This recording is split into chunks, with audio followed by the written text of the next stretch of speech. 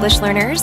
Welcome back to the English Leap podcast, your go-to English podcast for learning English step by step in a fun and simple way. I'm Erin. And I'm Evan. How are you today, Erin? I'm doing well, thank you. I had a busy morning, but now I feel good. What about you? Oh, my day has been quite productive, actually. I managed to finish some reading, prepare for this episode, and even squeeze in a quick workout before lunch. It was intense, but rewarding. Whoa, Evan. Don't scare me with your English level already. Slow down.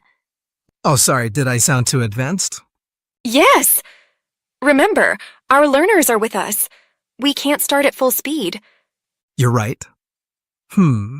Wait. What if we make this into a fun challenge? A challenge? That sounds exciting. Tell me more. Okay, here's the game. We'll talk about just one topic, our daily life, something as simple as talking about our day. But here's the twist. We won't stay at just one level. We'll begin simple with B1 English. Then we'll step up to B2, move higher to C1, and finally reach C2. And with each step, it gets tougher. Oh, wow. That really makes me wonder. How many of our listeners can survive till the end? Exactly. Because it's not just tougher in the words we use, but also in the speed of how we speak. It's like riding a roller coaster. The higher we go, the faster it gets. So, Hold on tight. no screaming aloud. Yes, that's the fun part. So, listeners, when this episode ends, comment below and tell us, I survived till B1 or B2 or C1. Or maybe, I survived till the very end, C2. And we'd really love to see your answers. It helps us know how far you made it, and it makes the challenge even more fun. And before we dive in, just a quick note.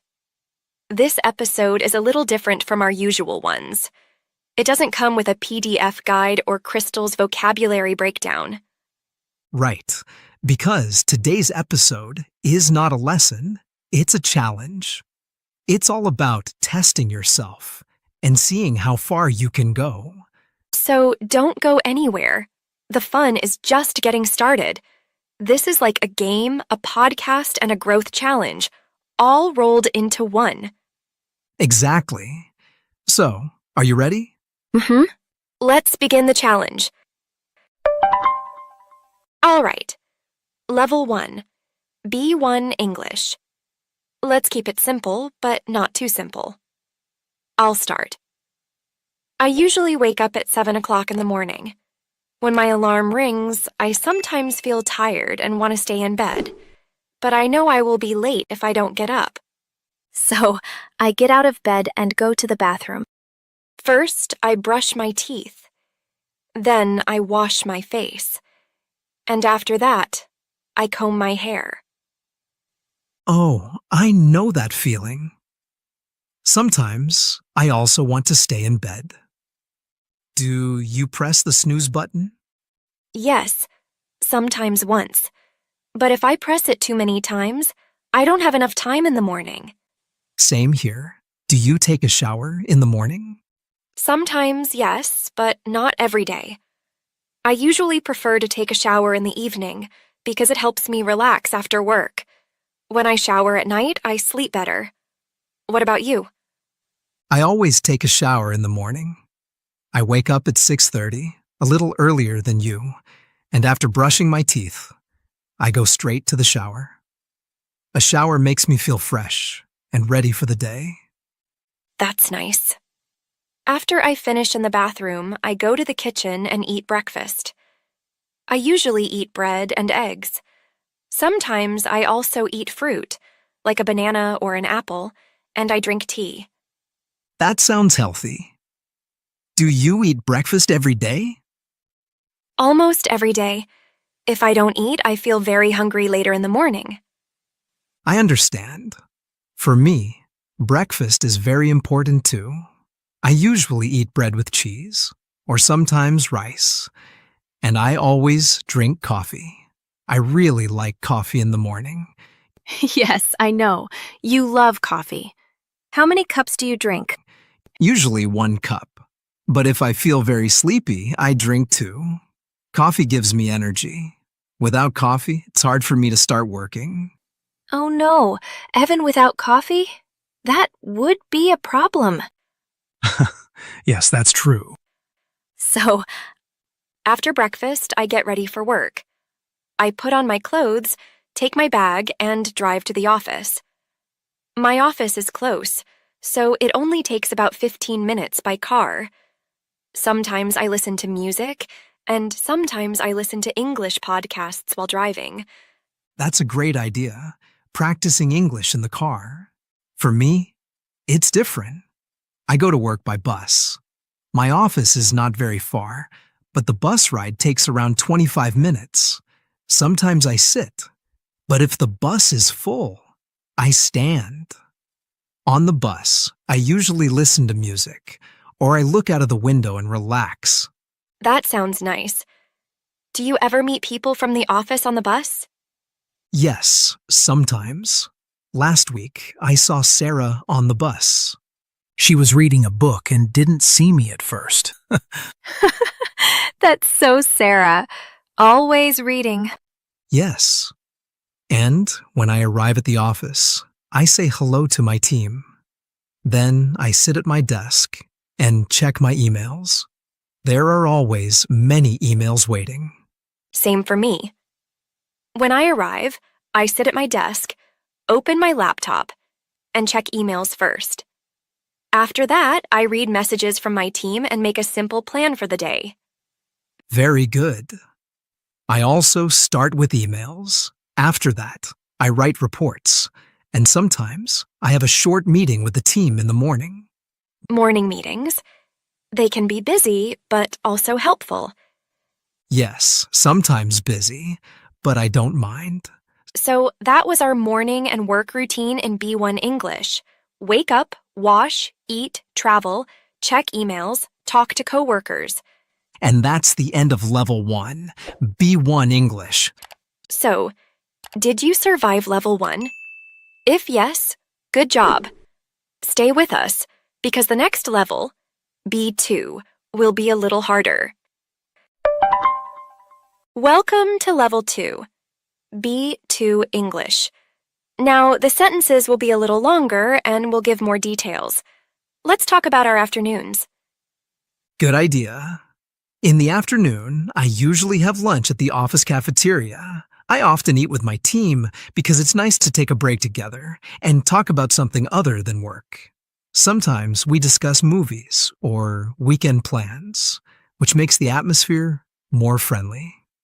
After lunch, however, I often feel a little sleepy, especially if I eat rice or pasta. That heavy food makes me feel slow. To fight this, I try to drink some water or go for a short walk because it helps me stay focused on my tasks. That happens to me too. After lunch, I sometimes feel low energy, and it's difficult to concentrate. To avoid that, I usually prefer to eat something light, like a salad or a sandwich. It helps me stay awake in the afternoon. And honestly, I don't like feeling sleepy when I still have important work to finish. Do you eat in the cafeteria too? Not always. Sometimes I eat there with the team, but often I bring food from home because I think it's healthier and also cheaper. When I bring my own lunch, I know exactly what I'm eating, and I don't have to wait in line. That makes sense. For me, afternoons are usually busy. I often have meetings with my team, and sometimes the meetings are long. After that, I feel both tired and satisfied, because at least we finish important work. I don't like long meetings, but they are useful for solving problems. Yes, afternoons can be busy for me as well. I usually work on coding tasks, and sometimes I have a lot to do. When that happens, I try to make a small list of things I want to finish before the evening. Making a list helps me stay organized, and I feel motivated when I can cross things off one by one. That's a good idea. Do you sometimes get distracted? Oh, yes, many times. Sometimes I check my phone or a coworker comes to talk to me. After that, it's hard to focus again. Sometimes I even forget what I was doing. I know what you mean. Distractions are everywhere. When I get distracted, I usually put on my headphones and listen to calm music. That helps me stay focused and block the office noise. If I don't do that, I lose too much time. That's a nice strategy. Music can really help. I sometimes listen to soft music too, but I also like to take short breaks. When I walk around for 5 minutes, I come back with more energy. Yes, small breaks make a big difference. Without them, the afternoon feels too long. Exactly. So that's our afternoon routine in B2 English. We talked about lunch, meetings, work, distractions, and even strategies to stay focused. And we also shared how we feel in the afternoon. Sometimes sleepy, sometimes busy, but usually motivated to finish our tasks. So, did you survive level 2? If yes, wow, you made it this far. Welcome to the advanced zone. From here on, we'll speak faster, add idioms, and dive into deeper ideas. Many learners give up at this stage, but not you, right? Stay sharp. Let's see if you can survive C1. All right, now the challenge steps up. At this level, you'll hear more complex sentences, natural expressions, and deeper reflections. Let's talk about how we usually spend our evenings. Sounds good. In the evening, after finishing work, I often feel mentally drained, but I try not to collapse straight onto the sofa. Instead, I usually push myself to go for a walk, or sometimes to the gym. It's amazing how exercise, even a short session, helps me recharge both my body and my mind. You know the saying, a healthy body supports a healthy mind. After that, I have dinner, which usually feels like the reward for getting through the day. That's true. Exercise can change your mood completely. For me, evenings are mostly family time. I drive home from the office, and to be honest, traffic is often heavy and stressful. However, the moment I reach home and see my family, that stress just melts away. We have dinner together, and I think that simple act of eating with loved ones is one of the best ways to relax after a busy day. Absolutely. Sharing dinner can be very comforting. What do you usually do after dinner? I often read. Reading helps me unwind, and sometimes I get so absorbed in the story that I forget about the time. Time really flies when I'm enjoying a good book. On some evenings, I also write in my journal. I reflect on my day. What went well, what I could have done better, and what I want to focus on tomorrow. It's almost like having a conversation with myself, and it helps me stay on track with my long-term goals. That's an excellent habit. I sometimes do that too, but not regularly. When I take time to reflect, I realize that even small achievements matter. Sometimes, I write down 3 things I'm grateful for, and it shifts my perspective from stress to appreciation. I love that idea. It's true. Gratitude can completely change how you see the day. And I agree with you. Evenings aren't only about rest, they're also about preparation. If I don't plan my evening well, for example, if I stay up too late scrolling on my phone, then the next morning feels unproductive and rushed. Yes, I know exactly what you mean. That's why I try to call it a day at the right time. If I keep working into the late evening, I feel like I'm burning the candle at both ends. And then, I lose energy for the next day. But when I stop at a reasonable hour, I can start the next morning with fresh energy and clear focus. That's a great point. It's about balance. Sometimes people think being busy all the time is good, but in reality, if you don't rest properly, you lose both quality and motivation. Exactly. For me, evenings are like the bridge between work and rest, a chance to slow down, reflect, and prepare for the future. Without that bridge, I would feel like every day just blurs into the next. That's beautifully said. So, this was our evening routine in C1 English. We talked about exercise, family, reading, journaling, gratitude, and even balance.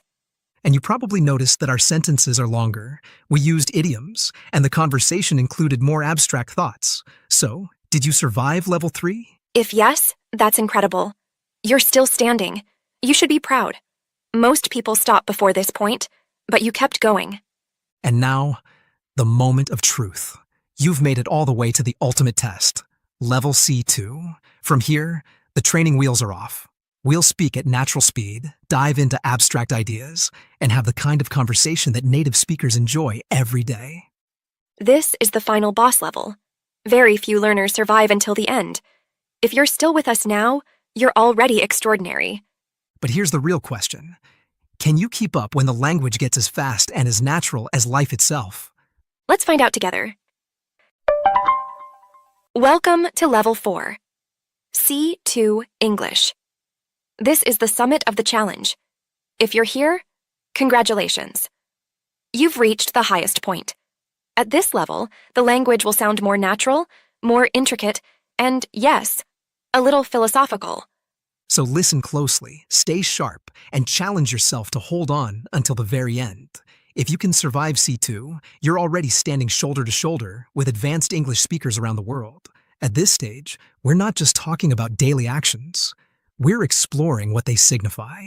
For instance, when I reflect on my evenings, I realize that the repeated choices I make, exercising, reading, preparing for the next day, gradually weave themselves into the fabric of my identity.